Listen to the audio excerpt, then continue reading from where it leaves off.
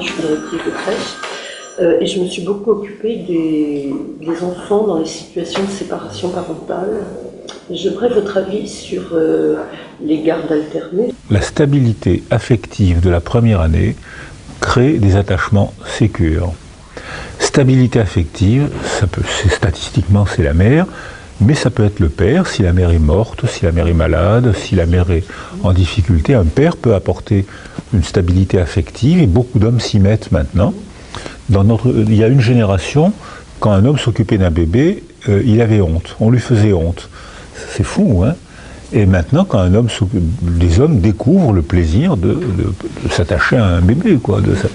Mais là encore, c'est une évolution culturelle et individuelle à faire.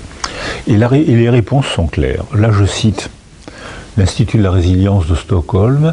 Les enfants qui ont eu, pendant la première année, une stabilité affective, qu'elle soit faite par la mère, par le père, par une autre femme ou par une institution, à condition que cette institution établisse des liens stables au cours de la première année, ces enfants-là apprennent à aimer, au sens attachement du terme. Et ces enfants, alors là, c'est des enfants agréables à élever. Ils obéissent, ils sont mignons, ils sont marrants, et on aime. Et là, il y a une injustice énorme, c'est que ces enfants-là, on a envie de s'occuper d'eux parce que c'est un plaisir de s'occuper d'eux, et c'est eux qui ont le moins besoin de nous. Mais ils nous rendent tellement bons parents. Alors là, la honte, ils ne nous déçoivent pas. C'est eux qui nous rendent bons parents. On leur fait... on leur apprend une chanson. C'est les enfants adorables, on a envie, on aime s'occuper de ces enfants, et c'est eux qui ont le moins besoin de nous. Mais ils nous rendent bons parents, ils nous gratifient. Je propose l'expression de niche sensorielle autour d'un bébé. C'est-à-dire toucher, parler, gronder, toiletter, nourrir la vie quotidienne. Cette niche sensorielle, elle n'est pas organisée au hasard, elle est structurée par l'esprit des parents. Si les parents sont bien, ils éprouvent du plaisir à toiletter, à jouer. On a fait des observations éthologiques sur la sexualisation des jeux de toilette. Alors ça a eu un succès énorme, les femmes ne toilettent pas comme les hommes. C'est-à-dire que la niche sensorielle des enfants n'est pas la même si c'est un mâle ou une femelle qui s'occupe d'eux. Alors les femelles parlent plus,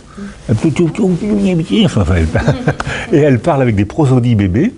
Oh, il est content du bébé. Elles parlent avec des prosodies bébés, elles toilettent le bébé, et quand la toilette est finie, elles prennent le bébé et elles le mettent contre leur poitrine, et puis elles l'embrassent, et puis ensuite la vie continue. On a demandé à des hommes qui toilettent leur bébé, des bébés de 1 à 5 mois, est-ce que vous acceptez qu'on vous filme pendant la toilette? La plupart ont accepté. Le style est totalement différent. Ils ne rigolent pas, ils sont très loin, paf, paf, paf, technique. Et à la fin de la toilette, les hommes font 2 jeux que ne savent pas faire les femmes. Les hommes prennent les pieds du bébé et le font gambader, et les femmes le font très rarement. Et puis il y a un jeu que les hommes font et que les femmes ne font jamais, c'est le lancer de bébé. C'est-à-dire que les femmes prennent le bébé et le mettent contre leur poitrine, l'embrassent, lui parlent et s'en vont. Et les hommes, ils lancent pas le bébé, mais ils font l'ascenseur. Ils font l'ascenseur avec le bébé. Et les bébés adorent ça. Donc ça veut dire que la niche sensorielle est très différente selon le sexe, l'anatomie, la forme, et selon l'histoire des parents. Par exemple, si la mère est malheureuse, elle ne fait pas une niche sensorielle chaleureuse autour de son bébé. Elle est malheureuse, elle pense à autre chose, elle n'est pas bien, son mari la maltraite, elle est endeuillée, elle est malade. La niche sensorielle est pauvre. Et quand la niche sensorielle est pauvre, toutes les stimulations biologiques sont pauvres et les bébés apprennent mal.